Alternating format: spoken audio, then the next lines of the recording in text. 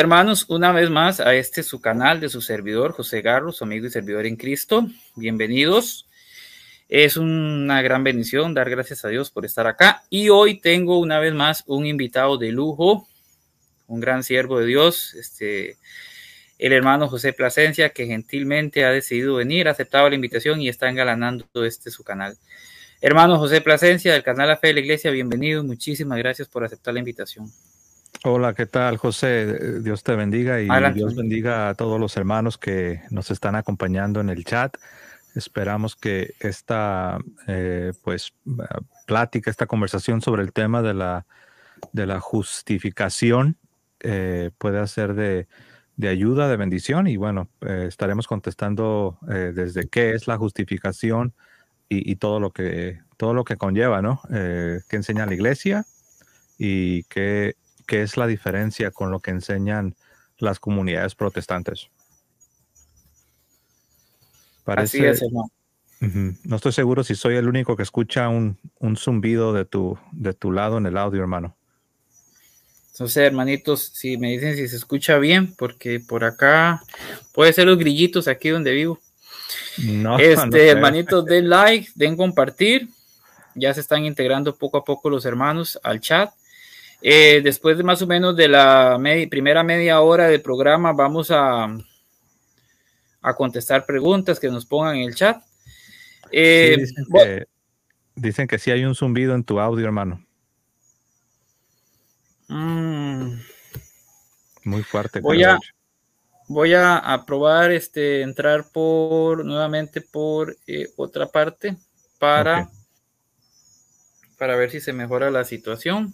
Bueno, mientras aquí yo saludo a los hermanos que veo en el chat, pues saludos a todos ustedes, hermanos, hermana Elena Isabel, Dios te bendiga, hermano Gerald Ramírez, Mario González, Apologético Costa Rica, Juan Maldonado, hermano Miguel, Francisco Herrera, Clara Sánchez, Miguel Donoe y todos los demás que van llegando. Les mandamos un fuerte abrazo a todos ustedes en lo que nuestro hermano José Garro está haciendo la transición a su celular. Parece que ya lo tenemos de regreso. ¿Se me escucha bien, hermanitos? Ahora sí, díganme si se escucha bien. Yo creo que sí, ¿verdad? Dejemos que ellos nos digan, que yo como que escucho todavía un poco el zumbido, pero ellos son los mejores porque ellos están del otro lado. A ver si nos pueden indicar.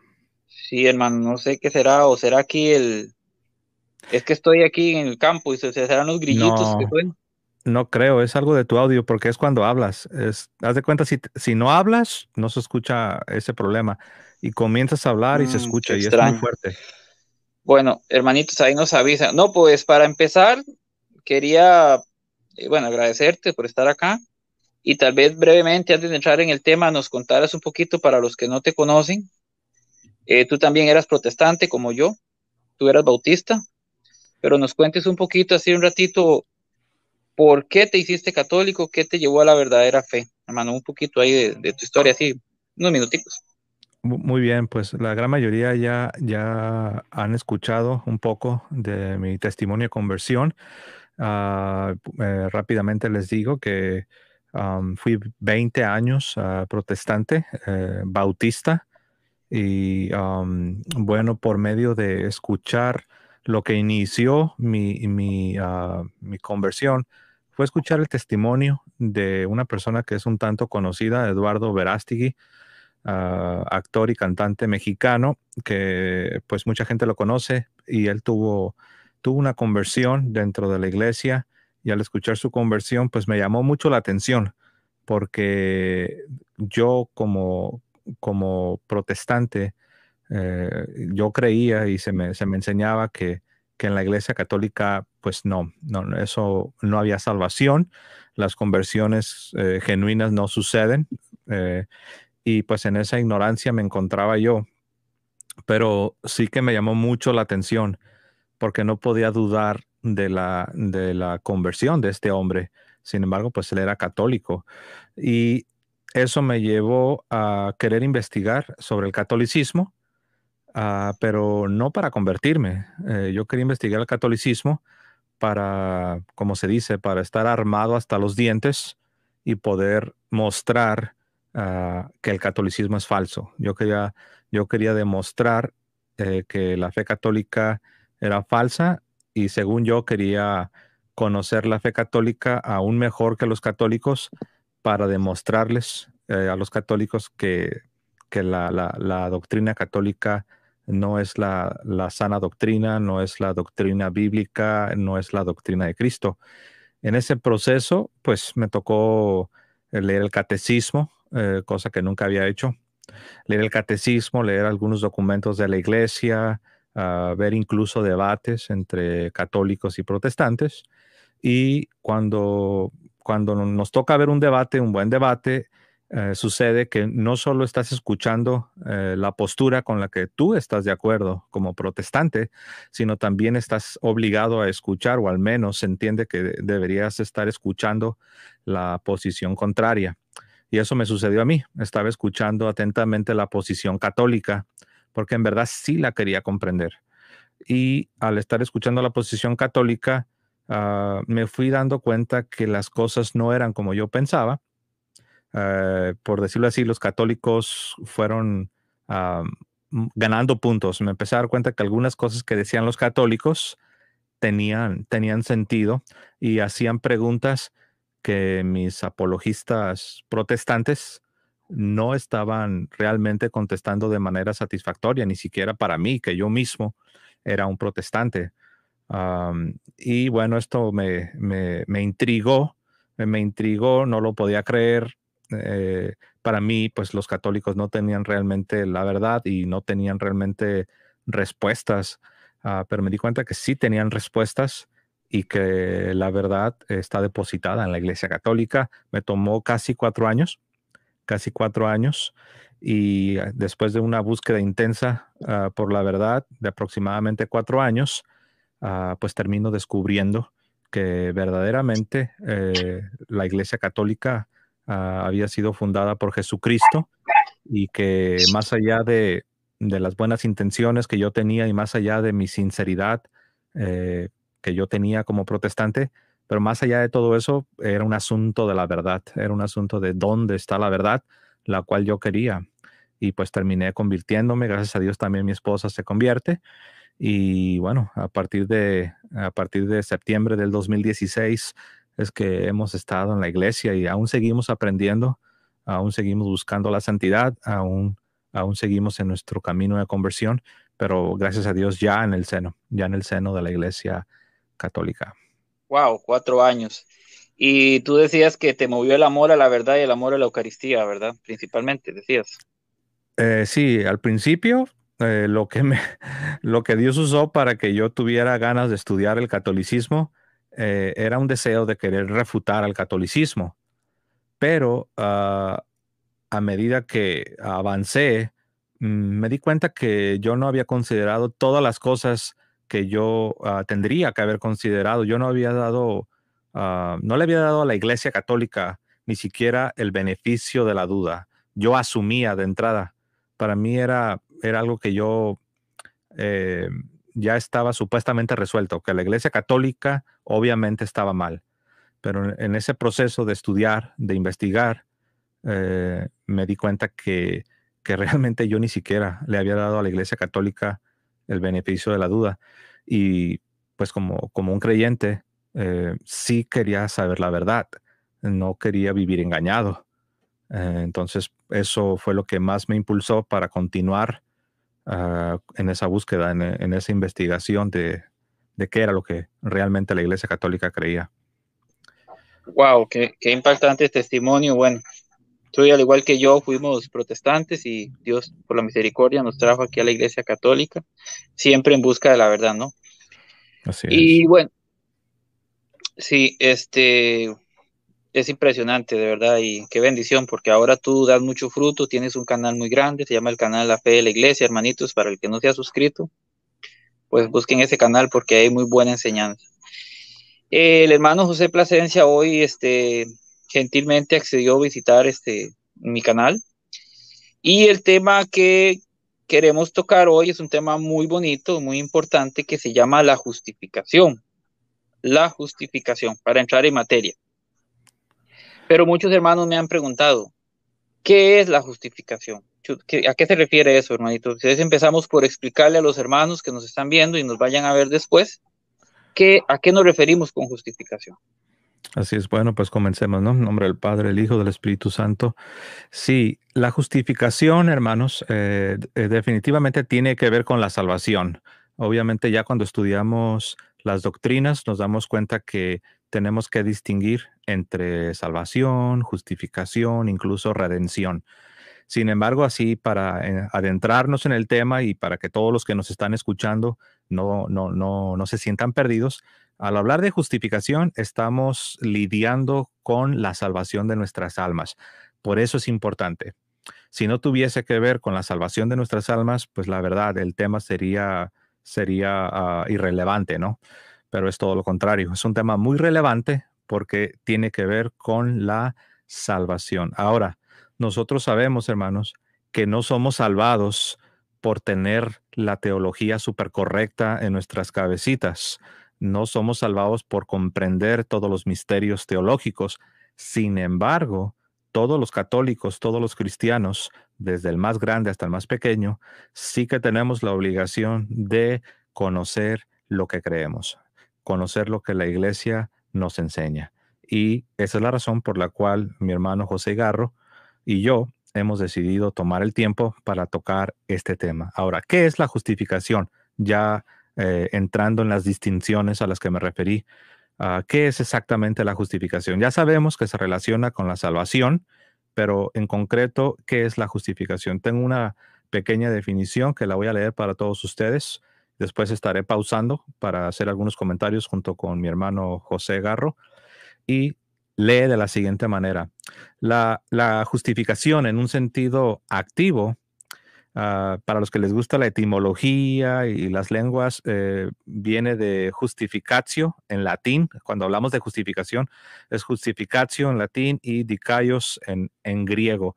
Y esto se define, según lo encontramos, hermanos, en los documentos de uno de los concilios más grandes de nuestra iglesia, si no es que el más grande, me refiero por su importancia, no tanto por la cantidad de obispos. El concilio tridentino, el concilio de Trento, lo define como una traslación de aquel estado en el que el hombre nace hijo del primer Adán al estado de gracia y de adopción de hijos de Dios por el segundo Adán, Jesucristo, nuestro Salvador. Lo voy a repetir una vez más.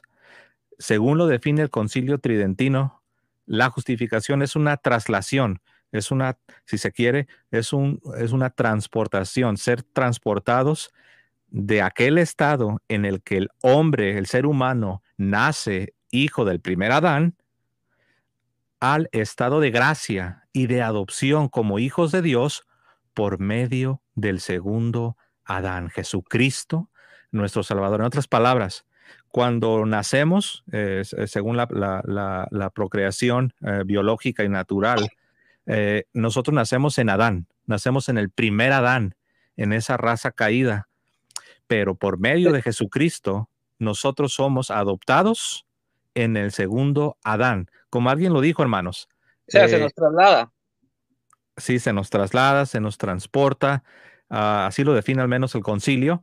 Como alguien dijo, el género humano, la raza humana, está dividida en dos bandos. Los hijos de Adán, los hijos del primer Adán, y los que están en el segundo Adán. O Cuando, sea, los que no han sido justificados y los que han sido justificados. así es, todos los que se encuentran en el primer Adán no están justificados, no están en estado de gracia, son criaturas de Dios. En ese sentido de creación se puede decir que son hijos de Dios. Sin embargo, no están bajo la gracia de Dios y no son por adopción, no son hijos de Dios en un sentido espiritual. De modo que es necesario que nosotros pasemos de estar en ese estado de condenación, en el primer Adán, y que seamos trasladados al segundo Adán. ¿Y quién es el segundo Adán? Es Jesucristo, el nuevo Adán. Recuerden que Adán significa hombre. Entonces necesitamos estar en el nuevo hombre, porque el primer hombre falló. El primer hombre no pasó la prueba, por así decirlo. Esa es la raza humana caída.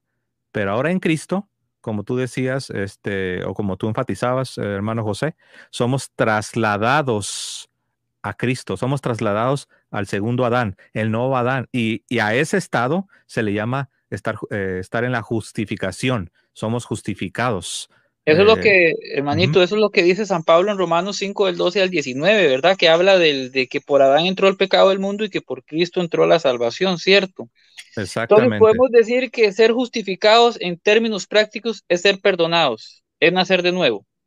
Sí, tiene este asunto de la justificación tiene dos elementos, uno negativo y uno positivo. ¿A qué me refiero con que tiene dos elementos, uno negativo y otro positivo? Bueno, primero, el elemento positivo, ahí entra lo que tú decías, José, el elemento positivo es la santificación interior por los méritos de Jesucristo. Eso es lo que la Iglesia Católica cree y es lo que la Iglesia Católica enseña y es lo que los católicos debemos creer que esta justificación en su elemento positivo significa una santificación interior por los méritos de Jesucristo, no por nuestros propios méritos, no por nuestras fuerzas humanas, no por nuestros poderes naturales, sino verdaderamente por los méritos de Jesucristo. Entonces, la justificación en el sentido positivo es una santificación interior por los méritos de Jesucristo. Y ahí es lo que tú decías, el perdón de pecados y la gracia santificante que viene a habitar en nuestra alma. Por eso también se le llama gracia habitual, porque de una manera permanente, si se me permite la palabra en un sentido limitado, de manera permanente viene a habitar, habita en ti. No es algo ocasional o circunstancial, sino que viene a tu alma. De hecho, eres sellado con el Espíritu Santo. Entonces, la persona justificada es aquella persona que recibe el perdón y es regenerada, ¿cierto? Así es. Pero Ujú, ahí me surge una pregunta, hermano. ¿Cuál es la ujú. diferencia o es lo mismo que la redención, que ser redimido, que ser salvo? Eh, bueno, en el lenguaje popular, muchas veces o a menudo se utilizan las palabras justificación y redención de manera sinónima. Y se puede entender, pero ya cuando se trata de distinguir, cuando se trata ya de lo que es el estudio de la teología, la redención, teológicamente hablando, cuando hablamos de redención, es para referirnos a la obra única, a la obra perfecta que nuestro Señor Jesucristo ha llevado en la cruz del Calvario. Esa obra que ha restaurado al género humano y lo ha traído de vuelta en una relación correcta con Dios, a esa obra objetiva de nuestro Señor Jesucristo, es lo que teológicamente llamamos redención. Esa es la redención. Ahora, a la aplicación, cuando se aplica a los individuos en lo particular, es ahí donde ya tenemos una justificación, la cual es un proceso. A todo este proceso se le suele llamar la salvación. Entonces, estas palabras, hermanos, para no confundir a nadie, en un sentido popular, pueden ser usadas de manera intercambiable, como si se tratase de la misma cosa, pero ya cuando queremos explicar, cuando queremos distinguir, y ya en el estudio de la teología, sí tienen significados distintos. La redención es la obra perfecta de Cristo.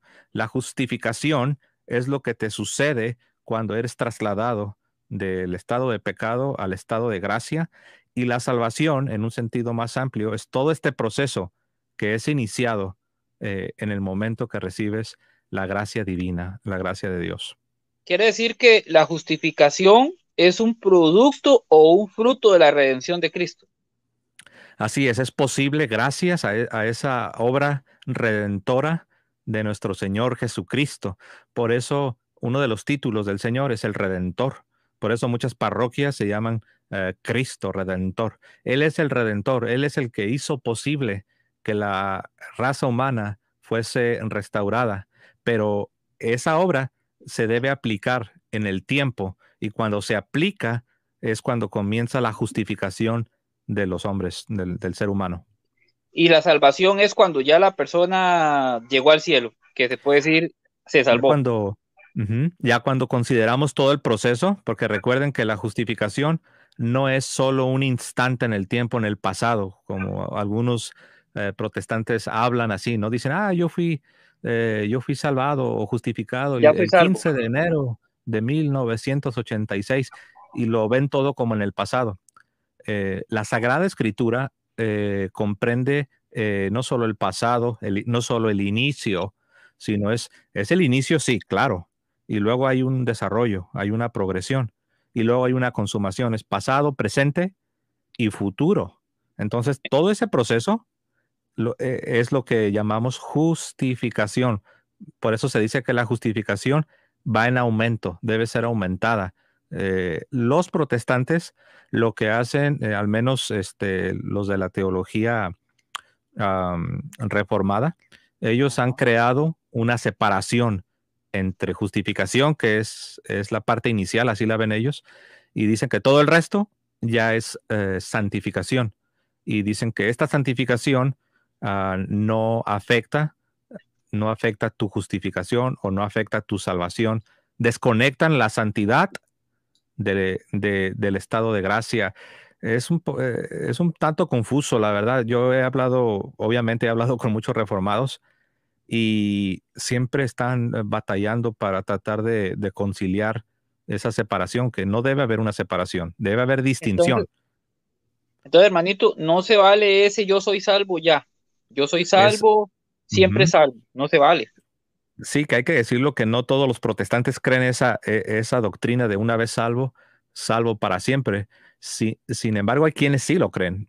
Y refiriéndonos a ellos, a los que sí lo creen, están en error. Esa doctrina de una vez salvado, salvado para siempre, es un error porque, como estaba mencionando, ¿no? En la Sagrada Escritura y lo que la Iglesia enseña es que la justificación no, no es solo un instante en el tiempo, sino es un proceso. Por eso la Biblia en la Biblia te vas a encontrar pasajes donde se habla de salvación o de justificación en los tres tiempos: pasado, presente y futuro. Interesantes. Sí, pero que aunque hay protestantes que creen que la salvación se pierde, ¿verdad? Los de corte arminiano, pero igual ellos dicen yo soy salvo, yo soy salvo. Y eso es un error, ¿no? Porque la persona puede Ah, decir que está salvo ujú. cuando está en el cielo, ¿no? Puede decir estoy justificado, sería lo más correcto, ¿no? Bueno, sí, es que el asunto ahí está que el significado que ellos les dan a los términos es un significado distinto al que la iglesia de manera tradicional le da a las palabras. Ese es el asunto, que cuando tienes un grupo que se aparta de la iglesia, entonces comienza el desarrollo de una nueva teología. Entonces, a la hora de que ellos expresan, a la hora de que ellos predican y enseñan, ellos están utilizando una teología propia. Están a menudo, no siempre, pero a menudo utilizan definiciones que ellos les han dado a los términos.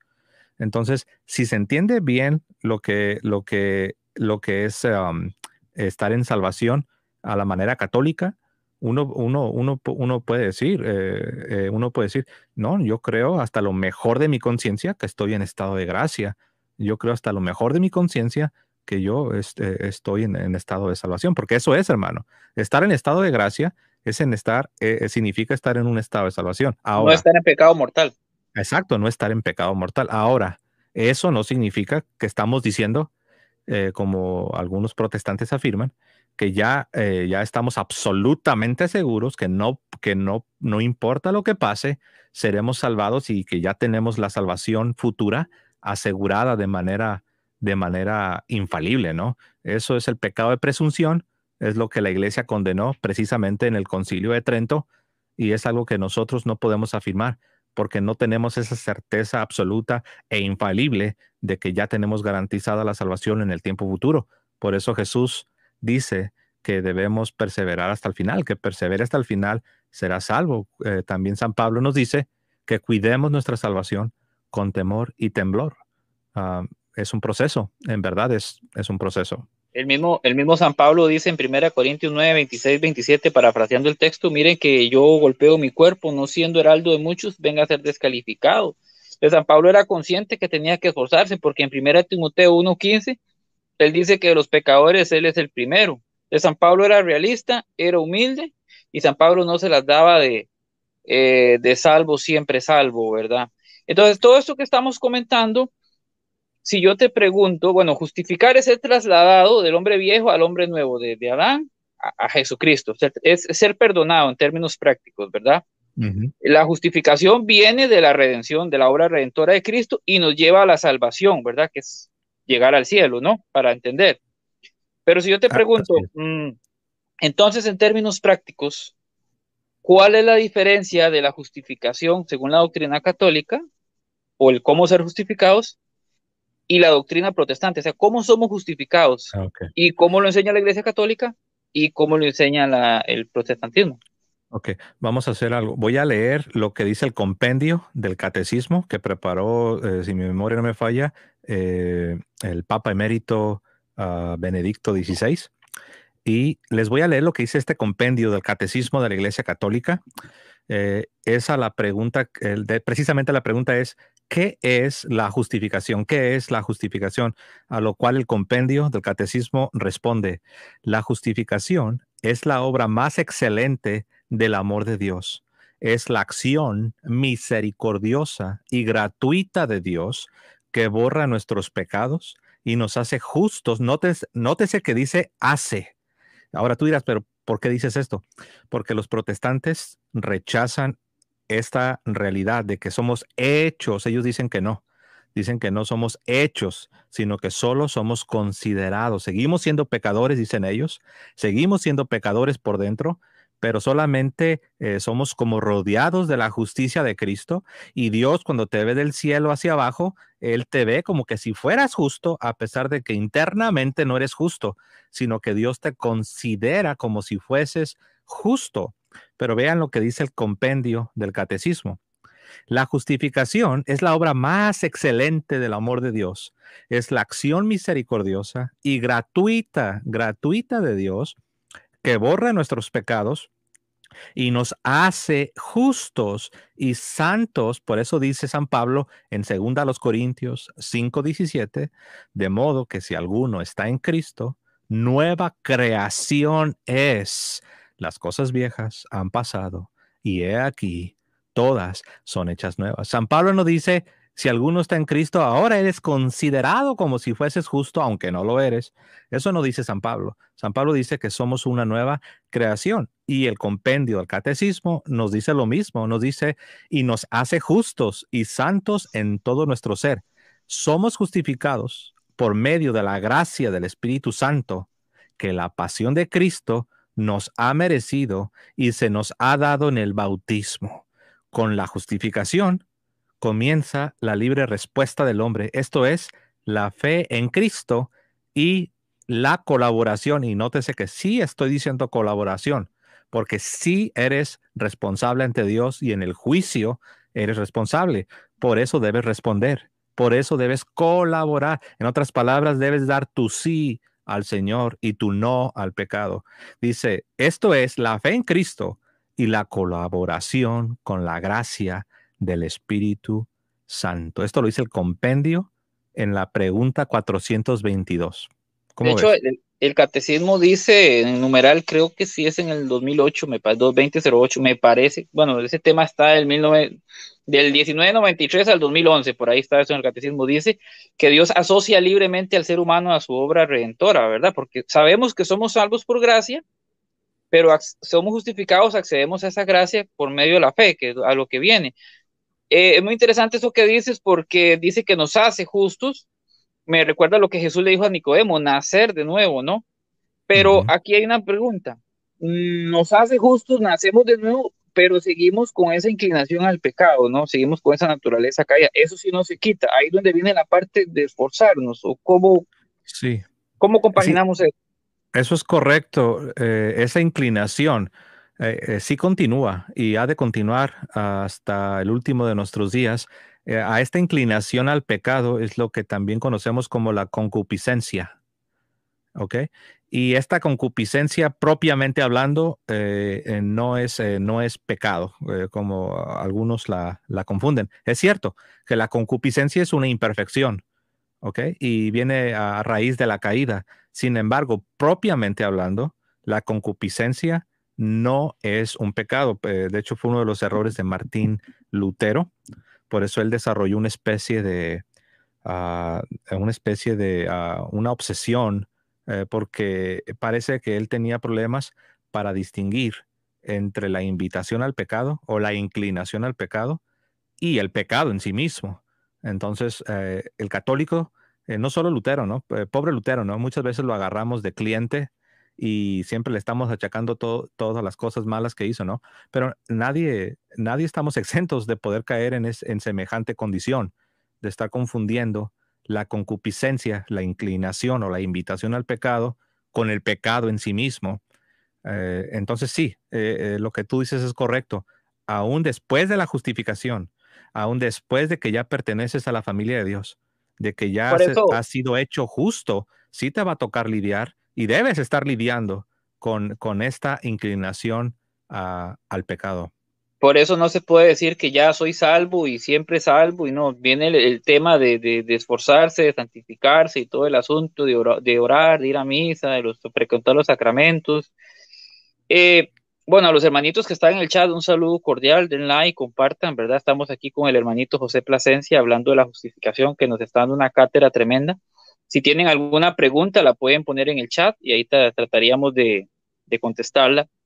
Hermanito, nosotros somos justificados por medio de la fe, ¿cierto? O sea, se recibe por fe, pero la Iglesia Católica enseña que es una fe viva, como dice Santiago, la fe sin obras está muerta. Esa sería como la diferencia con la teología protestante, porque ellos hablan de la sola fe, pero nosotros como Santiago hacemos fe y obras para recibir esa justificación. Es una fe viva, ¿no? ¿Cierto? Sí, la fe que salva es una fe viva. No puede ser una fe sola, como decía Lutero, porque la fe sola está muerta. La fe sin obras está muerta. Entonces, la fe que salva, la fe que es la fe de la justificación, es una fe viva. Es una fe que, como lo dices, Santiago en su carta, que de hecho, pues Lutero la rechazó como inspirada, pero Santiago claramente lo dice, que la fe sin obras está muerta, y en Santiago 2:24 se refuta, en verdad cuando digo se refuta no lo digo a la ligera, en verdad si tú vas a Santiago 2:24 verás que se refuta del todo la doctrina o la idea luterana de que somos justificados por la fe sola, porque Santiago lo dice así, dice, ya veis, hermanos, que el hombre, hablando del cristiano, el hombre es justificado por las obras. Obviamente él está hablando de las obras de la gracia, las obras cristianas. Dice, ya veis, hermanos, que el hombre es justificado por las obras y no por la fe sola. Y por eso Lutero despreciaba la carta de Santiago, y aunque sí la tradujo, sí la tradujo y sí la anexó en su traducción, pero él se aseguró de agregar un encabezado, un prefacio, donde él dice que no es inspirada, que no pertenece al verdadero canon, o como decía Lutero, no pertenece a mi verdad, él decía, no pertenece a mi canon. No, le Él le llamaba gustaba. libro de paja, ¿no? Libro de Sí, le paja. llamó un libro de paja en el sentido de que puede ser arrojado al fuego y quemado, o sea, algo que no permanece, utilizando la figura de San Pablo, ¿no? Que lo de paja se quema, ¿no? Pero lo que es oro, eso al contrario, en lugar de quemarse, se purifica y cobra valor. Entonces, sí De le llamó. hecho, Ujú. De hecho, es interesante eso que dices, perdón, porque a veces cuando se debate el tema del canon bíblico, los protestantes hablan de 7 libros menos en el Antiguo Testamento y que la iglesia se los agregó, pero muchos de ellos no saben que el protestantismo también quiso sacar libros del Nuevo Testamento, incluyendo la Carta de Santiago, me parece que el Apocalipsis, ¿verdad? Haciendo como un paréntesis, eh, ellos dicen, no, es que los del Antiguo Testamento, pero no saben que el protestantismo quiso sacar también libros del Nuevo Testamento, como la Carta de Santiago por este tema, ¿no? Sí, de hecho, Martín Lutero intentó ser un poco más consistente que otros protestantes, Porque si tú preguntases, ok, en principio, ¿cuál es la razón por la cual Martín Lutero proponía deshacerse no solo de libros del Antiguo Testamento, sino también de libros del Nuevo Testamento? Y la respuesta es muy sencilla. Es porque como los reformadores, según tenían un lema que se llamaba volviendo a las fuentes o regresando a las fuentes, entonces ellos regresaron a los primeros siglos del cristianismo, donde había libros tanto del Antiguo Testamento como del Nuevo Testamento que eran puestos en duda. Eran libros que su canonicidad o su inspiración divina era puesta en duda. Entonces, basándose en ese principio, es que se rechazan 7 libros del Antiguo Testamento, que es los que hoy conocemos como deuterocanónicos. Pero Lutero dice, a ver, esperen, entonces, ¿qué hacemos con los deuterocanónicos del Nuevo Testamento? Es decir, ¿qué hacemos con los libros del Nuevo Testamento que también fueron puestos en duda y que también se dudó mucho de su inspiración por ciertas personas? Entonces, Lutero, intentando ser consistente, agarrando parejo, por decirlo así, del Antiguo y del Nuevo Testamento, él se toma la libertad de rechazar 4 libros en lo particular. Martín Lutero rechazaría Santiago, Hebreos, Judas y Apocalipsis. Ahora, hay que decir, Martín Lutero también fue selectivo, porque si tú preguntas, ¿solo 4 se ponían en duda? La respuesta es no. Eran 7 libros del Nuevo Testamento. Qué Wow. casualidad, ¿no? También eran 7 del Antiguo y 7 del Nuevo. Eran 7 que se ponían en duda, pero por alguna razón que desconozco, Martín Lutero fue selectivo y él solo rechazó la inspiración divina de 4 libros.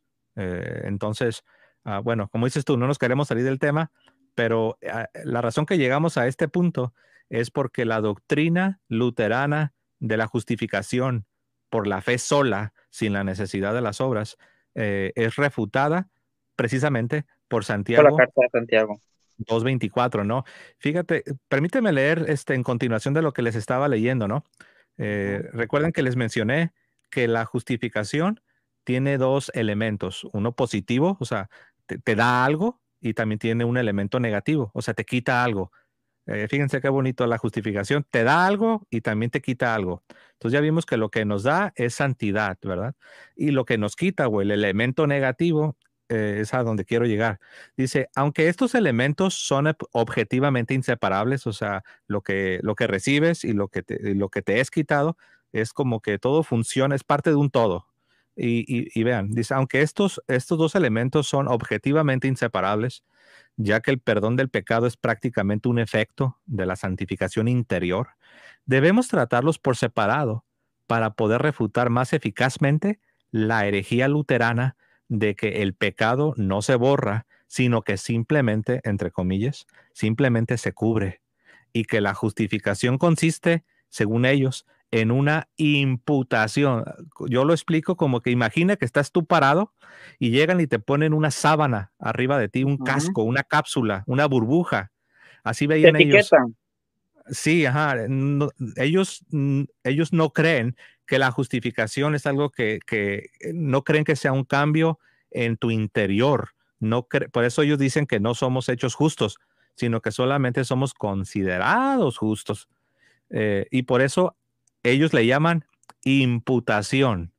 Imputación. Una Sí, imputación externa. que no responde por la respuesta libre del hombre. Un saludo cordial a los hermanitos en el chat, den like y compartan. Por ahí anda mi Beticita, vale. Cuídese, dice que anda en la calle. Saludos a los Ok. hermanos del chat. En- Si alguno tiene una pregunta, la puede escribir en el chat, para que aquí el hermano José Plasencia nos responda. ok, Saludos, de para, verdad. para continuar, hermano, entonces esta imputación de la que hablan los protestantes, al menos los históricos, esta imputación es algo externo. Y dicen que lo que se te imputa es la justicia de Cristo, y esta justicia de Cristo vendría siendo como la burbuja o la sábana, o como decías tú, la etiqueta que te queda por afuera. Entonces, quiero decir algo sobre lo que se nos quita, el elemento negativo. Eh, Primero, Lutero sostenía que la naturaleza humana estaba radicalmente depravada. Ahí entra la famosa total depravación de la naturaleza humana. Ujú. Él sostenía que la naturaleza humana estaba radicalmente depravada por el pecado original. Y decía él que la justificación consiste en que el pecado original y mortal ya no se imputa al pecador, o sea, ya no se le considera. Es decir, no se borra, sino que se cubre. Él decía que se cubre. Y él ponía un ejemplo. Era un ejemplo que tal vez suena tal vez nos sonará un poco rudo a nosotros, porque era un ejemplo que los campesinos de la región donde él vivía, los campesinos podían entender el ejemplo. Y él decía que era como una montañita de estiércol, que eran comunes en los campos. Él decía que era como una montañita de estiércol, que cuando venía el invierno y descendía la nieve, esa montañita de estiércol era cubierta por la nieve, por la blanca nieve, por la pura y blanca nieve. Y él decía, así es la imputación de la justicia de Cristo. Dios ya no ve el estiércol de adentro. Dios ya no ve la negrura, las tinieblas de tu pecado, sino que ahora Dios ve la nieve, la blancura y la pureza de afuera que representaría la justicia de Cristo.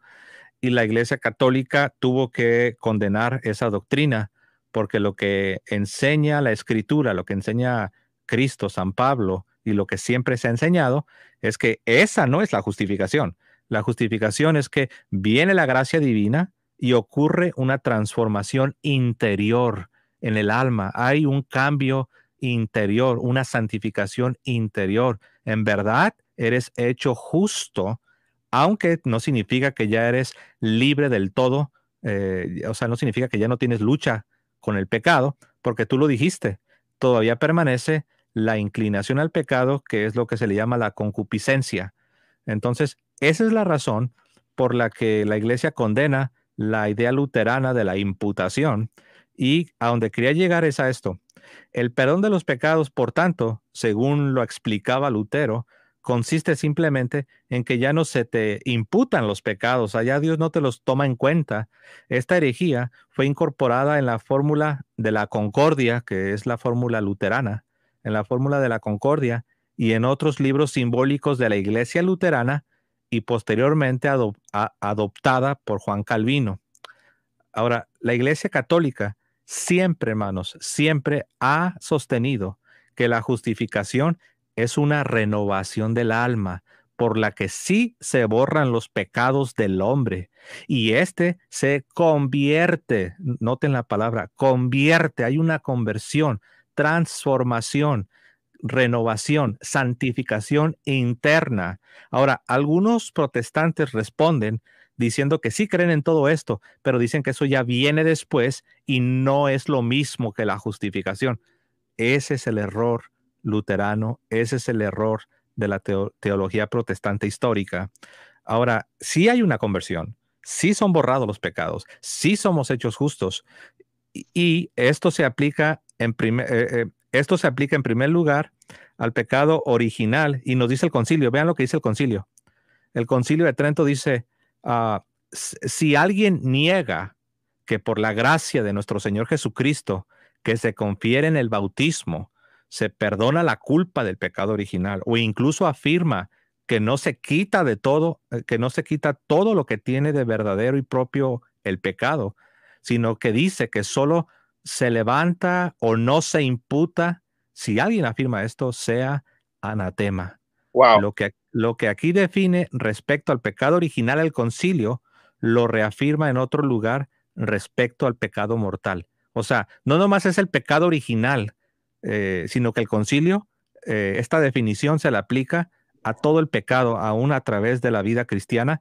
No es cubierto solamente, no es solamente de que Dios ya no lo ve, no, Dios lo borra, Dios en verdad, sí hay una transformación, una renovación, una santificación en el alma cristiana.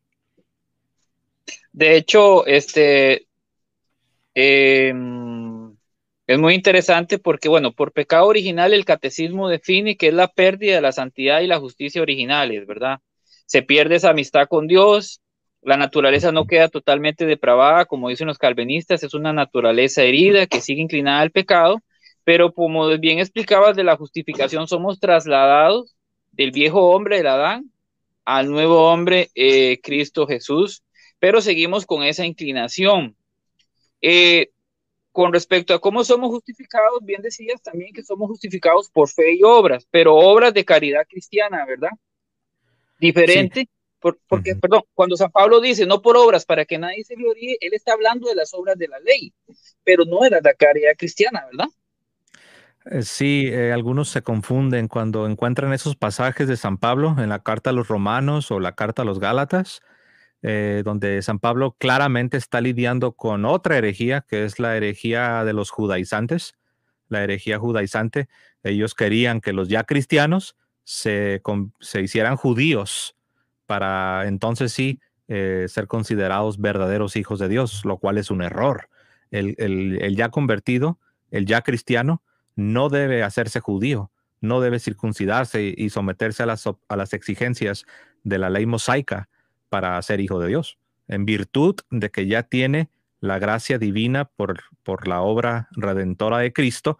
Esa persona ya está en gracia, ya es un hijo de Dios, ya ha sido adoptado, ya ha sido incorporado al pueblo de Dios sin llegar al judaísmo como estos judaizantes estaban enseñando. Pero tiene razón. Cuando hablamos de las obras en el contexto de la justificación, estamos hablando de las obras que vienen de la gracia de Dios por el poder del Espíritu Santo. Ahí entran las obras de caridad, las obras de misericordia. Todo esto tiene que ver con el poder de Dios, con el poder del Evangelio, con la obra perfecta de Cristo.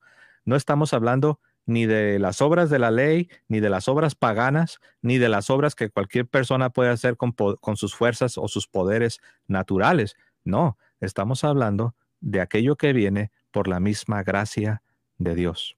Sí, porque de hecho el pensamiento de San Pablo tú lo puedes ver en pasajes como Romanos 3:20, 3:28, donde él claramente lo que está descartando son las obras de la ley, que es lo que habla en Efesios 2:8, 9. San Pablo no le va a llevar la contraria a Santiago, que Santiago habla incluso Santiago habla la comparación de si la viuda está desamparada, dice que somos justificados por la fe y obra, no, no se contradicen, se complementan.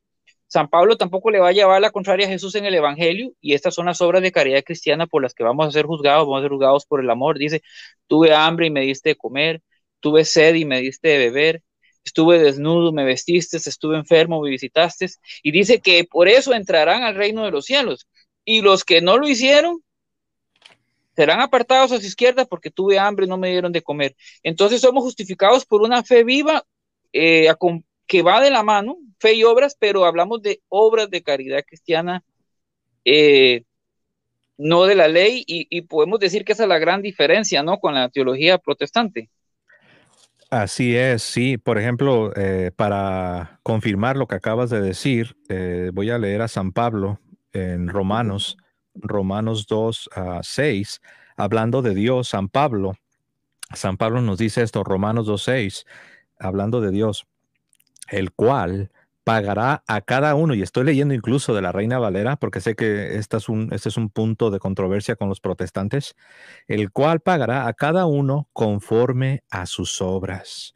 Vida eterna a los que perseverando en bien hacer, que de hecho en el griego ahí es en hacer buenas obras, perseverando en bien hacer, o sea, perseverando en buenas obras, buscan gloria y honra e inmortalidad. Y luego después dice, pero ira y enojo a todos los que son contenciosos y no obedecen a la verdad, sino que obedecen a la injusticia. Entonces, claramente, en el verso 6, San Pablo dice que Dios pagará a cada uno conforme a sus obras. Wow. ¿Nos puedes repetir la cita, hermanito? Romanos capítulo 2, verso 6. Esa cita se echa abajo todo el tema del tulip, ¿no? Y a la sola fe. Sí, sí, es que pues las teorías en el caso de lo que tú dices del tulip, para los que no saben qué es eso de tulip, es un acróstico que cada letra de esa palabra tulip representa una doctrina calvinista, ¿no? Pero sí, ahí entran muchas cosas. Permíteme leer lo que tengo aquí. La, la teoría así condenada, estoy hablando cuando hablo de la teoría, me refiero pues a la doctrina de Martín Lutero y la llamada justificación por la fe sola. Esta teoría, así condenada solemnemente por los padres del Concilio de Trento, es antibíblica y está opuesta a la tradición de la Iglesia. La enseñanza bíblica sobre este punto puede reducirse de la siguiente manera. Número uno, la remisión de los pecados concedida en el proceso de justificación es una verdadera aniquilación de la culpa. Es decir, los pecados perdonados dejan de existir en el orden moral, aunque no, por supuesto, en el histórico. Por ejemplo, si yo era un ratero, verdaderamente, eso, cuando Dios me perdona, la culpa de esos pecados es aniquilada, es borrada en el sentido moral, pero no en el sentido histórico. ¿Por qué? Porque si la policía llega a tocar la puerta de mi casa por los crímenes que yo cometí, por lo que robé en el tiempo pasado, yo con justicia debo ir a pagar por esos crímenes. Y alguno dirá, ¿pero qué no se supone que ya la obra perfecta de Cristo ya te perdonó? ¿Por qué? Eso se parece como el purgatorio, ¿no? Cuando los protestantes dicen, pero ¿por qué ustedes católicos creen en el purgatorio? ¿Qué no crees que la obra de Cristo es perfecta y que ya te perdonó? Sí, ya me perdonó y fue borrado, en verdad, fue borrado a la culpa de mi pecado, pero en el sentido histórico hay consecuencias. Es que Entonces, exactamente, ujú, perdón, de hecho el sí, sí, pecado tiene dos cosas, culpa y pena, culpa y consecuencia, así es. que es lo que se paga aquí o se paga en el purgatorio. Así es, y como nos dice el salmista, ¿no? El rey David, en este caso, en el Salmo 51 o en la Vulgata es el Salmo 50, verso 3 dice así: Ten piedad de mí, oh Dios, según tu gran misericordia y según la multitud de tus piedades. Borra, borra mi iniquidad. Y también en Isaías 43:25, Isaías 43:25, yo soy el que borra tus iniquidades. Después de que Dios ha borrado un pecado, este pecado ya no existe. No es como decía Lutero, que sí existía, pero que Dios como que si se hacía que no lo veía o como que ya no lo consideraba. Entonces, para que vean que la doctrina de la iglesia está en consonancia con la realidad, o sea, no es, por eso algunos describen la teoría de Lutero como una ficción legal, ficción de algo falso, algo que no es real, una ficción legal, porque Lutero decía que seguías siendo un pecador, pero que Dios como que ya no ve que eres un pecador y ahora solamente te ve como que si fueras un santo y un justo. Y la iglesia condenó eso porque no es esa la realidad cristiana. Entonces, permítame un Esa, momento. Ujú, esa adelante, teología hermano. estaría diciendo que, que el poder de Dios es incapaz de regenerarte por dentro, estaría diciendo que es limitado, ¿no? Prácticamente de manera indirecta, aunque yo sé que no es el propósito, pero la conclusión sería esta que acabas de decir. Por ejemplo, mira, en Hechos 3:19, leemos, por tanto, arrepiéntete y conviértete para que tus pecados sean borrados. Los tres pasajes que hasta ahora he mencionado hablan de pecados que son borrados, son aniquilados. Número uno, Salmo 51:3. Número dos, Isaías 44, perdón, 43:25.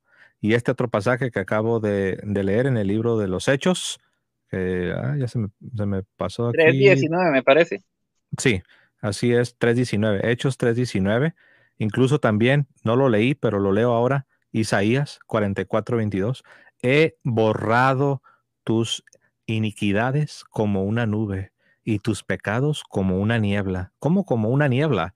Pues sí, la niebla, te asomas por la ventana y la ves que está lleno de niebla y 15 minutos después te asomas y ya ha desaparecido.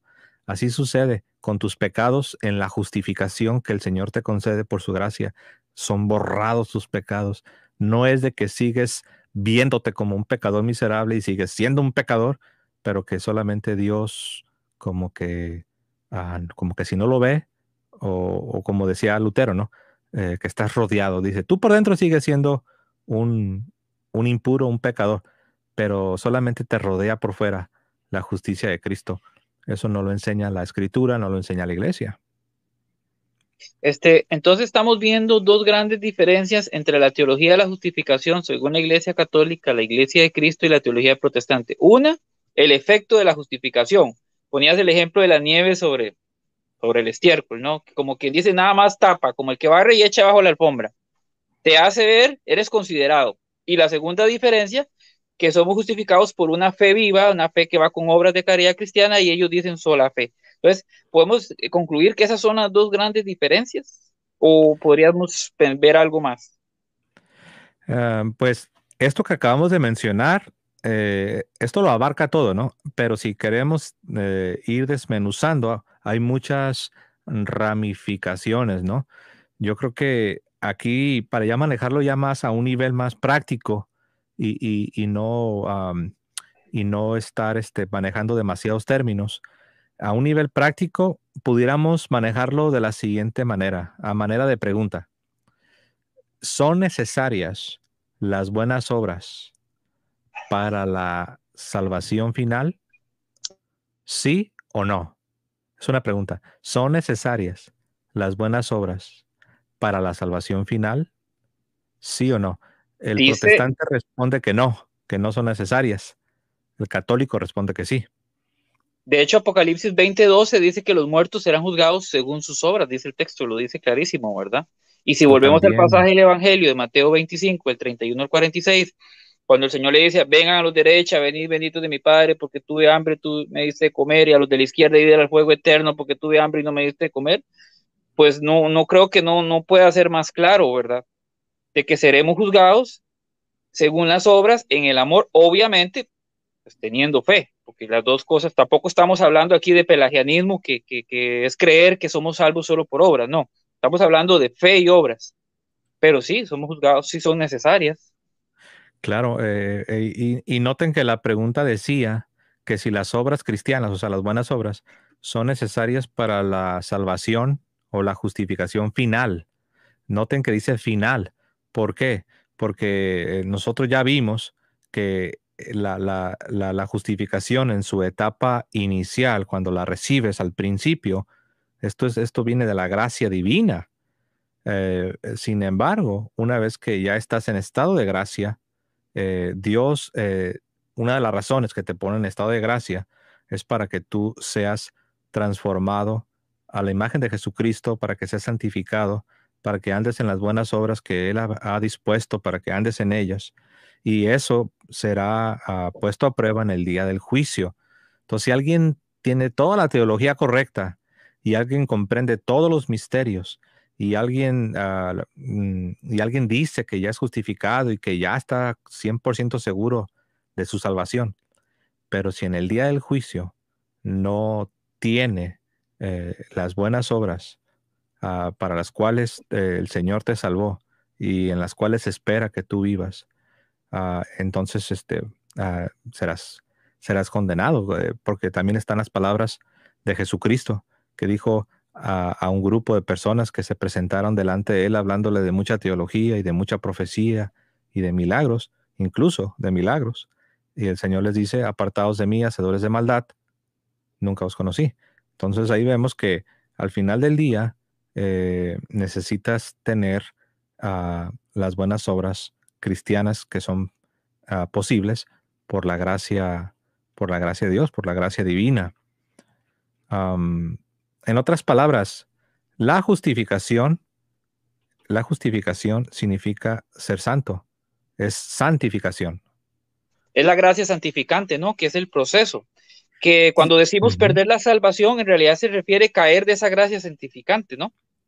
Sí, y es lo que más niegan los protestantes. Ellos niegan a capa y espada que la justificación sea lo mismo que la santificación. Ellos dicen la santificación sí es importante y sí debemos buscar la santificación, pero la santificación es independiente a la justificación y no afecta.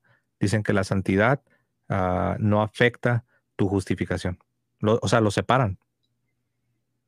Este, una cuestión muy importante porque la sola fe, el término sola, fue algo que Lutero agregó, porque fue él, me corriges, fue él el que lo agregó en Romanos 3:28. Ahí no dice sola fe, él lo agregó, ¿no? Él manipuló el texto, ¿verdad?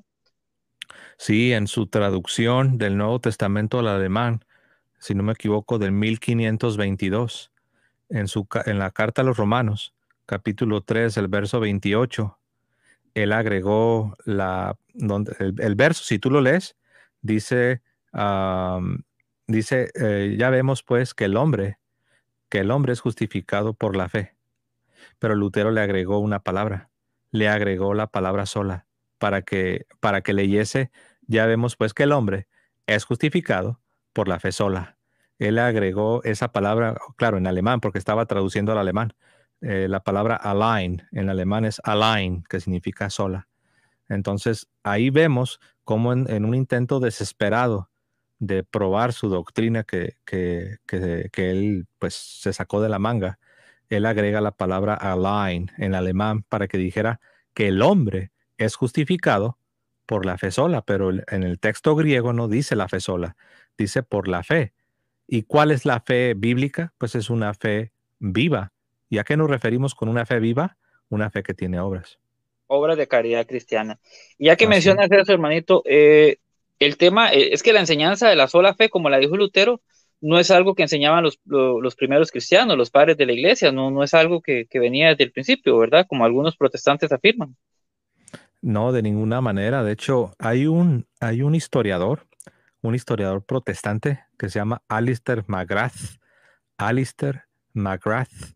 Este historiador protestante tiene un libro que se llama Justitia Dei, o sea, justicia divina.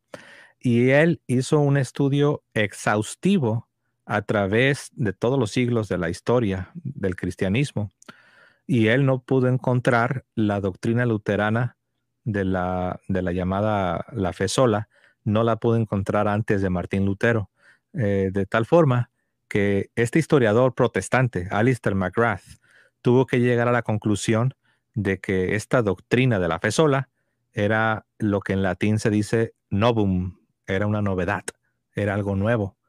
Entonces, ahí están las pruebas. Algunos en un intento desesperado de defender la doctrina esa de la fe sola, buscan de manera aislada frasecitas en la patrística, en los padres de la iglesia, buscan frases donde esté la palabra fe y la palabra sola para decir, ves, ahí está nuestra doctrina. Pero si lees el contexto, no están hablando de la doctrina luterana de la fe sola. Simplemente es como decir, la fe solamente, la fe solamente es la que nos salva. Y los católicos no tenemos un problema con utilizar esa frase. Tenemos un problema con la doctrina de Martín Lutero, conocida como la fe sola. En otras palabras, fe sola no es solamente una frasecita, no es solamente un eslogan, es una doctrina de donde se desprende una teología. Por cierto, manito, un paréntesis, preguntaba Betty hace un rato que si Martín Lutero había sido excomulgado, si le había levantado la excomunión. No, bueno, sí y no. Sí, respondiendo a la primera pregunta, sí fue excomulgado. Y no respondiendo a la segunda pregunta, no se ha levantado la excomunión. Hay un mito que anda en las redes que supuestamente se le levantó la excomunión a Martín Lutero, el cual es falso. Hasta el día de hoy, la excomunión no ha sido levantada. Entonces, no sé de dónde sacan esa información que la excomunión de Martín Lutero fue levantada. Eso es más falso que un billete de $3. Así es, hermanito. Entonces nosotros podemos entender, como para ir recapitulando, ¿verdad? Esta tremenda enseñanza. Eh, la justificación no es otra cosa que ser pasado del viejo Adán, del viejo hombre, al nuevo hombre en Jesucristo, o sea, somos regenerados por dentro, ¿verdad? Esa Ujú. justificación es obra de la obra redentora de Cristo, es obra de la redención. Gracias a la redención de Cristo podemos ser justificados, hechos justos, perdonados, para alcanzar la salvación, ¿cierto? ¿Verdad? Que es un Sí, proceso ¿Está bien o correcto? Sí, es correcto, es un proceso santificador. La justificación es un proceso santificador, el cual conlleva las buenas obras cristianas que son posibles por la gracia de Dios, por el poder del Espíritu Santo.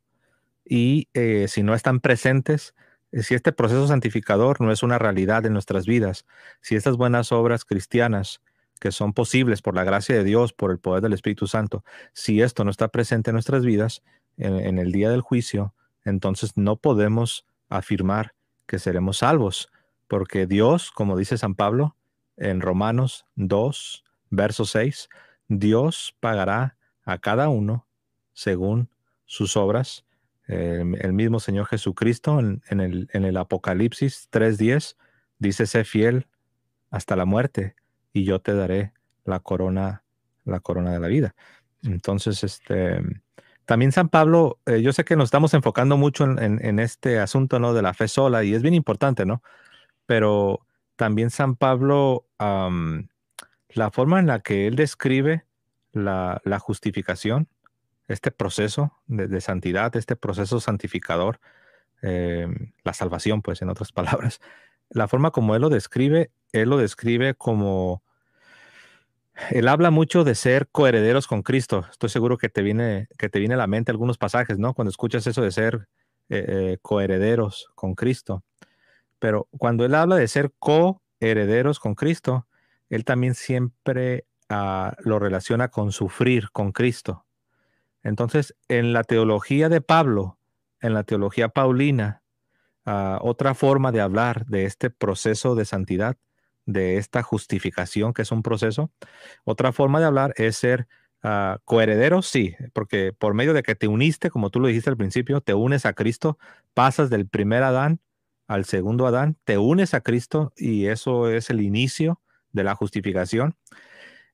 Cuando tú te unes, eres un coheredero. Eres heredero de Dios gracias a que te uniste a Cristo, a que eres un coheredero. En otras palabras, el verdadero heredero, el verdadero hijo, es Cristo. Tú también eres hijo y tú también eres heredero gracias a que te uniste a tu unión con Cristo. Ahora, aparte de que eres un coheredero, también debes ser un co-sufriente. Lo voy a repetir.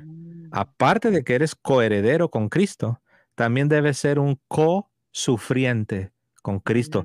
Por eso San Pablo dijo: con Cristo estoy juntamente crucificado y ya no vivo yo, mas Cristo vive en mí. Toma su cruz y sígame. Exacto, exacto, me ganaste tomando las palabras de Cristo. Si alguno quiere ser mi discípulo, niéguese a sí mismo, tome su cruz cada día y sígame. Entonces, si alguien quiere utilizar una imagen diferente o una forma más fácil de entender de lo que estamos hablando, de esta justificación como un proceso de santidad, entonces esta sería una buena imagen de que eres un coheredero en Cristo, pero también se espera que seas un co-sufriente. Debes llevar la cruz, debes estar crucificado. Por eso San Pablo maneja mucho el lenguaje de hacer morir las obras de la carne, hacer morir al viejo hombre, de estar crucificado. Habla también de quitarte el ropaje del viejo hombre y de ser revestido de Jesucristo. Entonces, otra manera de hablar de la justificación es hablar de sacrificio, de sacrificio, pero no cualquier sacrificio. Es el sacrificio de Cristo, pero tú te unes al sacrificio de Cristo y en esa unión, en que te mantengas en ese sacrificio, en esa unión, por eso eres un co-sufriente.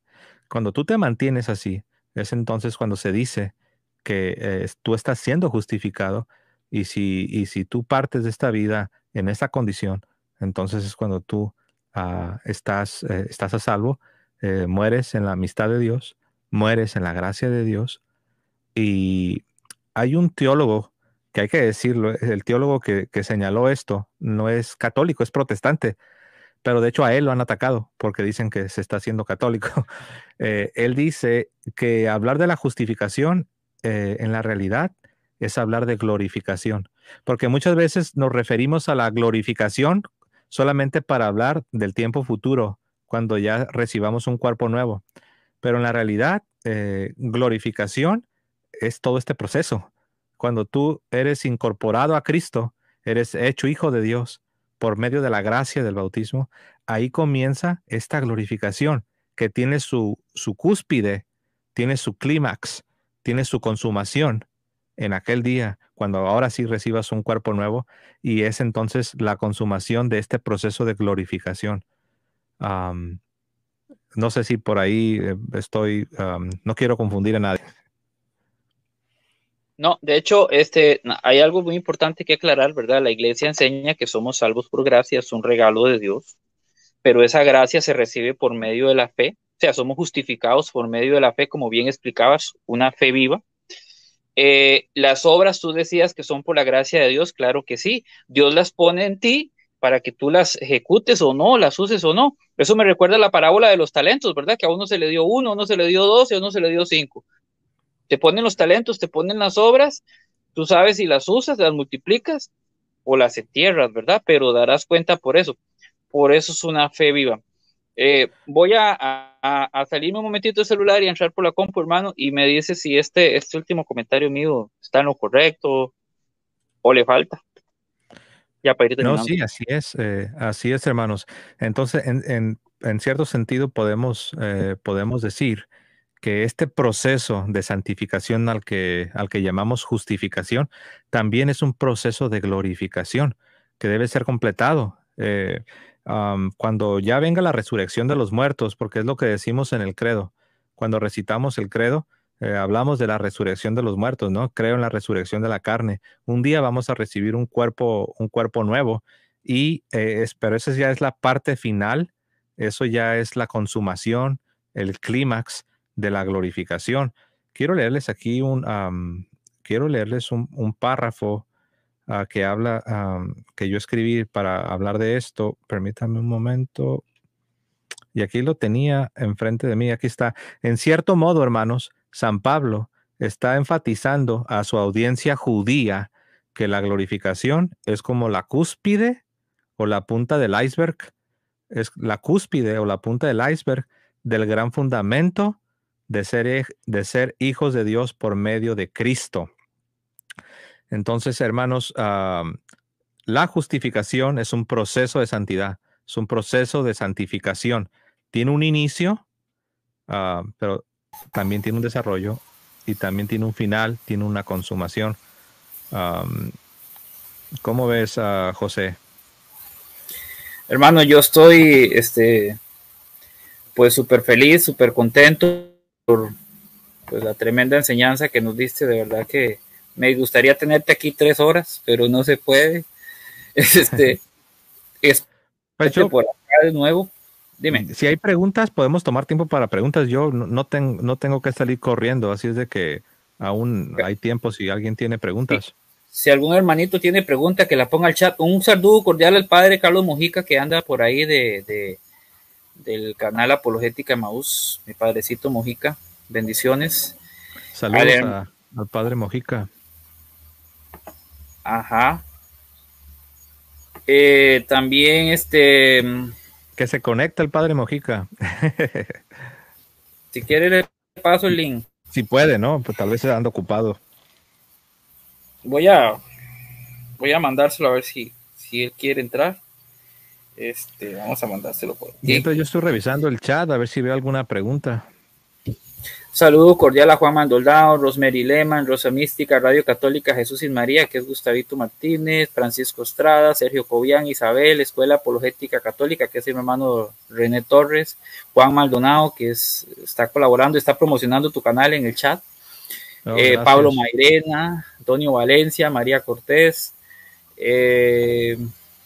Adela Cortés, Beticita linda que andaba por ahí, Isabel Félix, todos los hermanitos, dice Mario Carmona también, y a todos los hermanitos que pues que den like, que compartan. Saludo cordial a los que lo vayan a ver después. Ya le mandé el link al padre, no sé, padre Mojica, si quiere entrar. Bueno, mientras te voy a leer una cita más, mientras que vemos si hay alguna pregunta. Permítame un momento. Ok, entonces, sobre esta idea de la que estaba hablando, de cómo la justificación siempre va de la mano de la glorificación, o sea, porque muchos quieren hablar de la justificación como algo que ya quedó completado, es del pasado, y no es así.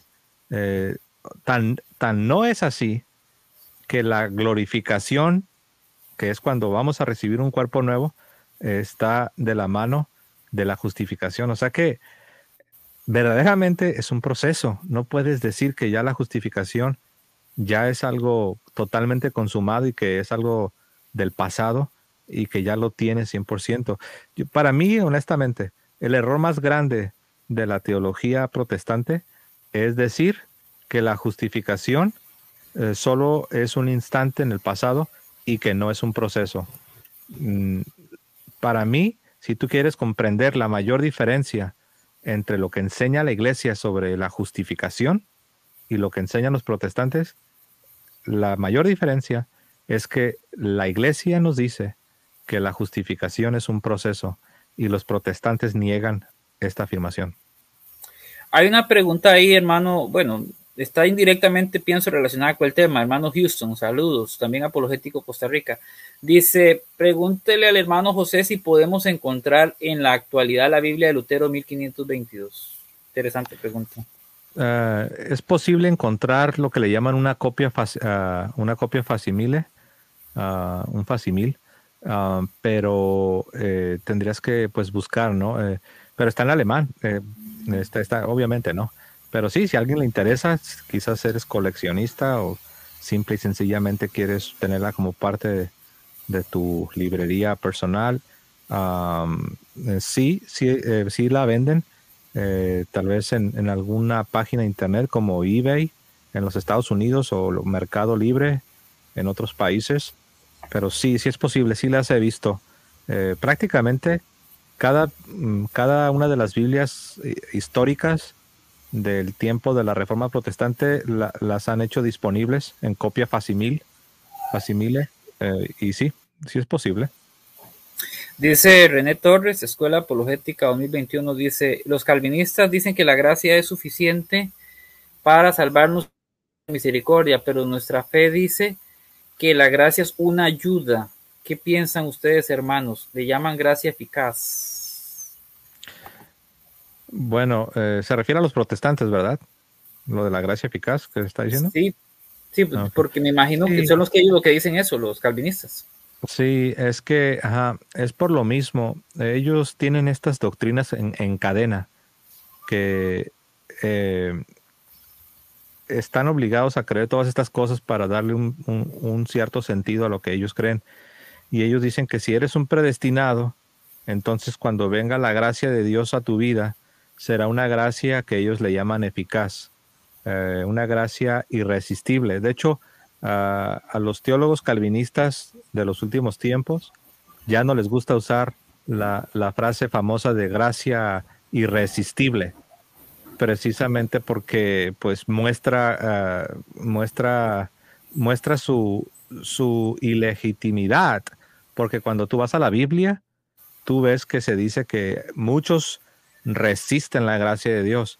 Entonces ya no les gusta decir gracia irresistible, sino que dicen que es gracia eficaz. Pero es lo mismo porque dicen que si eres un predestinado, entonces no hay nada que pueda suceder para que no te conviertas.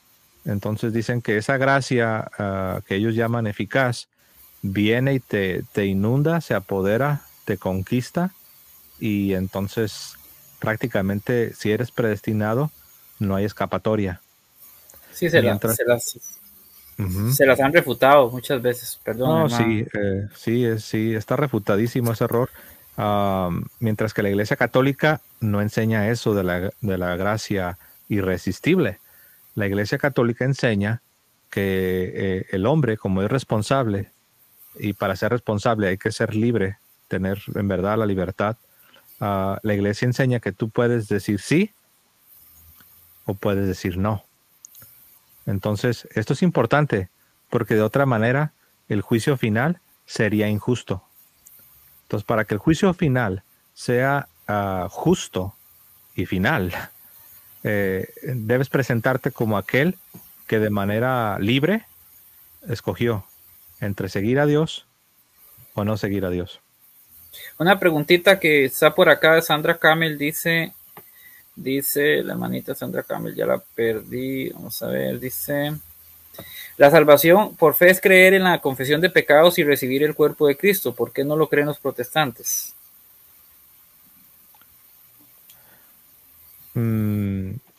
A ver, ¿puedes repetir la pregunta una vez más, por favor?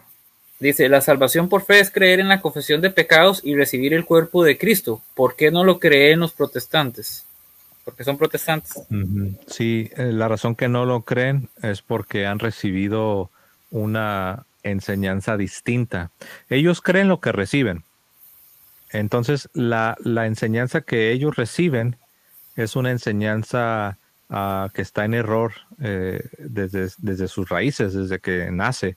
Entonces, ya las generaciones modernas que tenemos, ellos están creyendo lo que están recibiendo de sus pastores, de sus maestros, de sus teólogos.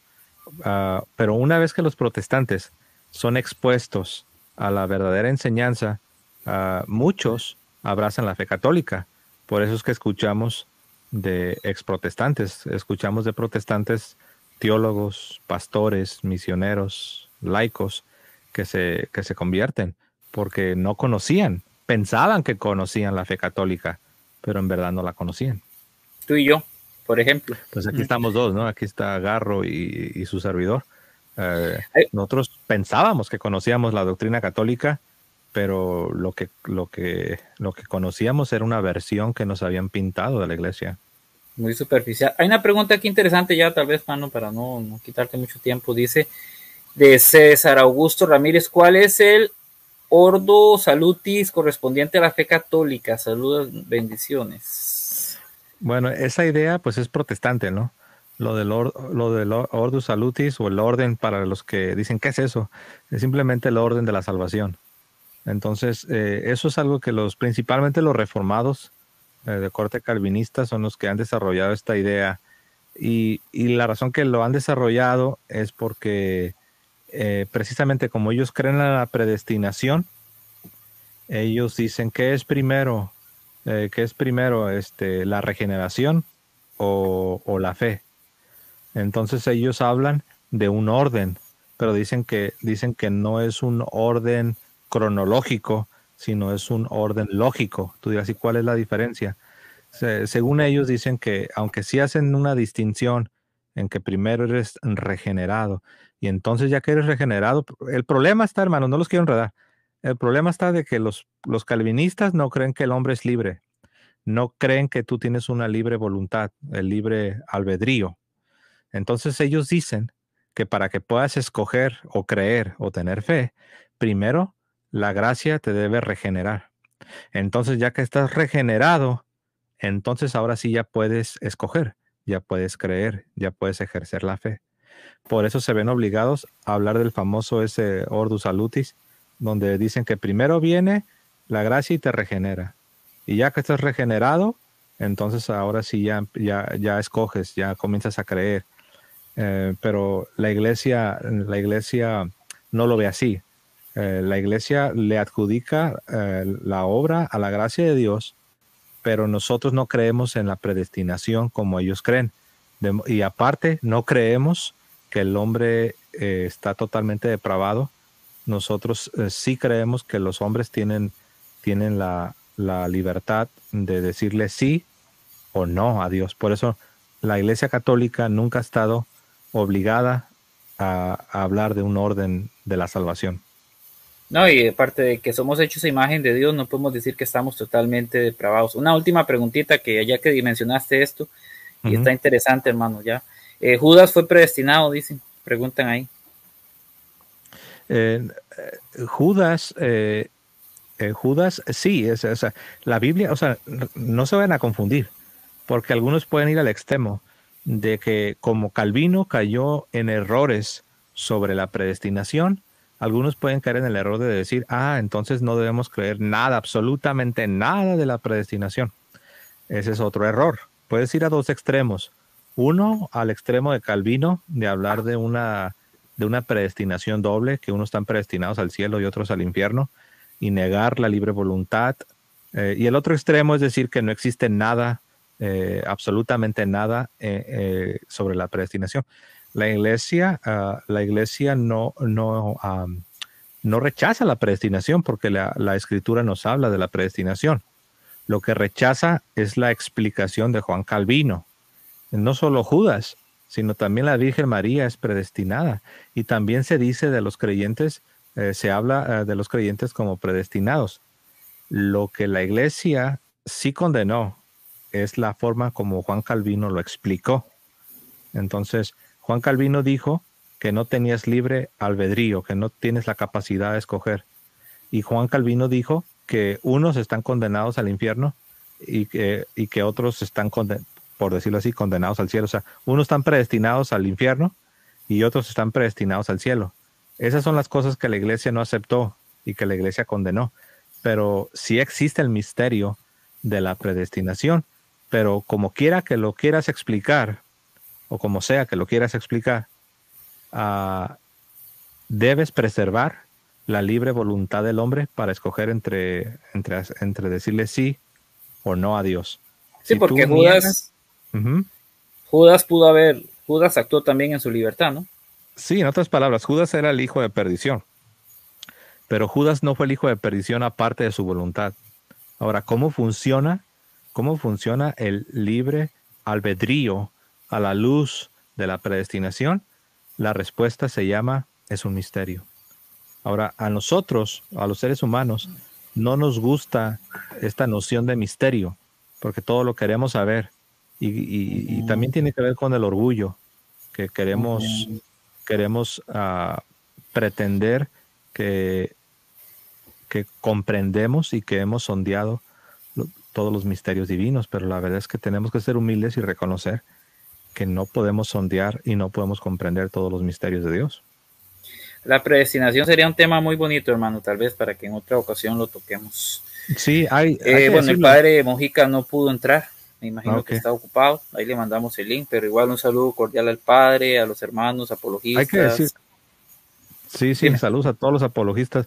Hay que decir algo, hermano, la iglesia tolera principalmente dos puntos de vista sobre la predestinación. Uno es el de Tomás de Aquino y otro es el de el jesuita, creo que se llamaba Miguel de Molina, si no me equivoco. Los pueden buscar, pónganle predestinación a Tomás de Aquino y también puedes buscar por predestinación, no me acuerdo si es Miguel o Luis, uno de esos dos, Miguel de Molina o Luis de Molina, que era un teólogo jesuita. Así es, hermano, muchas gracias. Bueno, creo que ya llevamos 1:30. Hermano Plasencia, de verdad, infinitas gracias por haber aceptado la invitación, por haber engalanado mi canal. De verdad que es un gusto tenerte acá, porque tenés un muy bonito don de gente, tenés mucho conocimiento, tenés mucha experiencia, bonita testimonio. El hermano José Plasencia del canal de la Fe de la Iglesia, que los invito a suscribirse. Este es un tema riquísimo, de verdad que estuvo genial. Y pues, no sé, hermano, algunas últimas palabritas o algo más que quieras agregar o a este tema tan bonito. Pues yo creo que ya lo hemos dicho todo, ¿no? Pero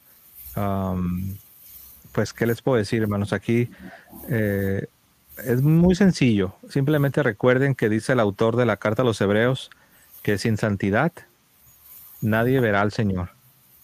Entonces, la justificación es un proceso de santificación. No es, como algunos lo imaginan, como un boleto que compras y que ya lo tienes asegurado. La justificación no es solamente un instante en el tiempo pasado. La justificación es hablar de un proceso de santidad y debemos mantenernos en ese proceso de santidad. Entonces, cuando tú escuches que tú puedes ser justificado 100% de una vez y para siempre, que es algo instantáneo que ocurre y que una vez que lo obtienes ya no lo pierdes. Entonces debes saber que estás escuchando teología protestante. Y yo sé que hay variaciones. Están los otros más modernos que hablan de una vez salvo, salvo para siempre. Pero todas estas variaciones no son católicas. No las debes creer porque también van a afectar tu vida. Hay un calvinista que ahora es católico. Es un calvinista, nació en cuna calvinista y ahora es católico.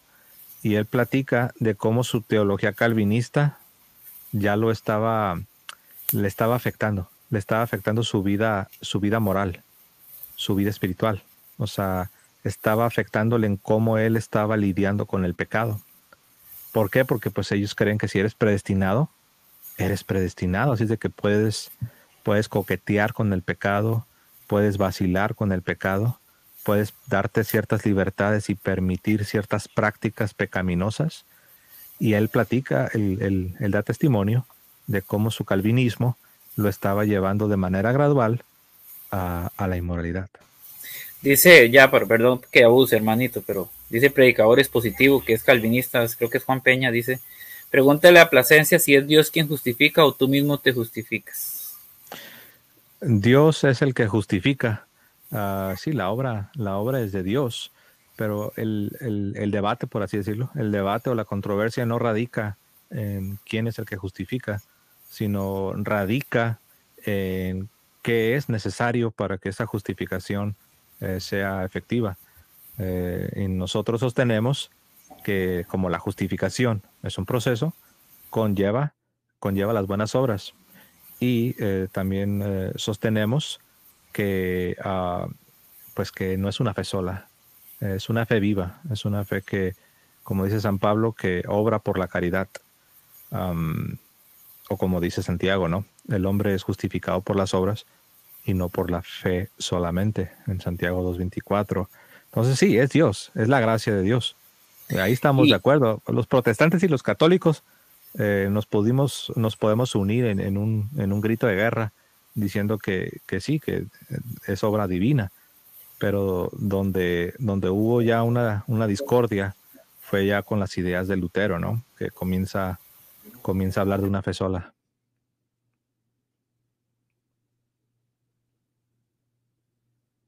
Y ¿cómo se llama? Implica la respuesta libre del hombre, ¿verdad? Que esa es la diferencia, que Sí. no anula la libertad. A los reformados les incomoda mucho el lenguaje de colaborar, de colaborar o de responder a la gracia divina, porque ellos dicen que el hombre pues no tiene libre albedrío.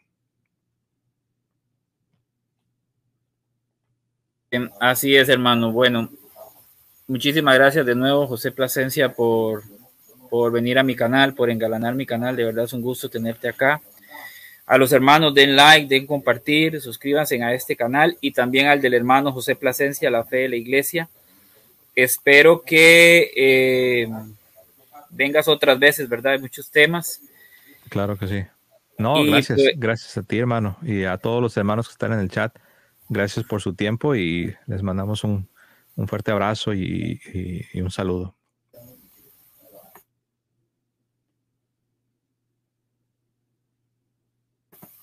Así es, hermano. Bueno, nos despedimos entonces. Gracias a todos, muchas veces. Gracias al hermano José, a todos los que estuvieron en el chat. Den like, den compartir. Y bendiciones, de verdad, hermanito. Muchas gracias. Amén. Dios los bendiga a todos. Un fuerte abrazo. Amén. Y como dice Betty, vámonos.